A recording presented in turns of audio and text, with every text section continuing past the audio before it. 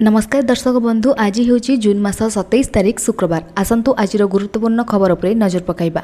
ता आगु चैनल नुआ थिले चैनल को सब्सक्राइब करी पाखरे थिबा बेल आइकन को प्रेस करनियंतु प्रतिदिन लाटेस्ट खबर सर्वप्रथमे जानिबा पई। तेबे आसतु आज गुरुत्वपूर्ण खबर पर नजर पकाइबा। सुभद्रा योजनार तृतीय किस्ती केबे मिलिबो? राखी पूर्णिमा रे मिलिबो सुभद्रा योजनार तृतीय किस्तीर टंका।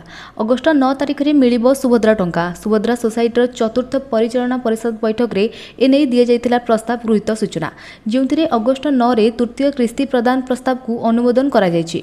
आगामी दिन में सुभद्रा सर्वे रे सामिल होई परिबे कॉलेज छात्री। आज बसिथिबा बैठक रे निष्पत्ति निया जायछि।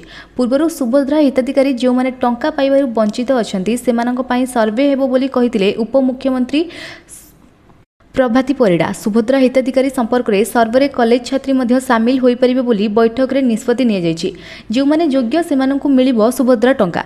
सुभद्रा सोसाइटी परिचालना परिषद बैठक रे एही निष्पत्ति निया जायछि। पंजीकरण परे आप्ट आउट होइतिबा महिला को संबोधित करा जिवो।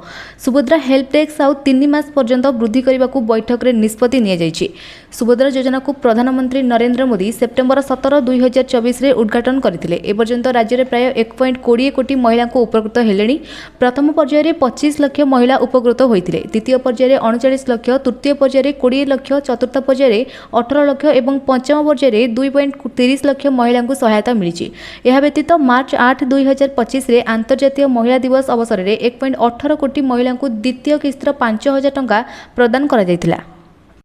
आज खबर आपण मानकु भल लगी लाइक शेयर करेंगे और चैनल को सब्सक्राइब करेंगे। यह सहित आपण माने केउ जिल्लारू आमर न्यूज़ देखुछते निश्चय कमेंट माध्यम रे जणाइबे। रहउछि धन्यवाद।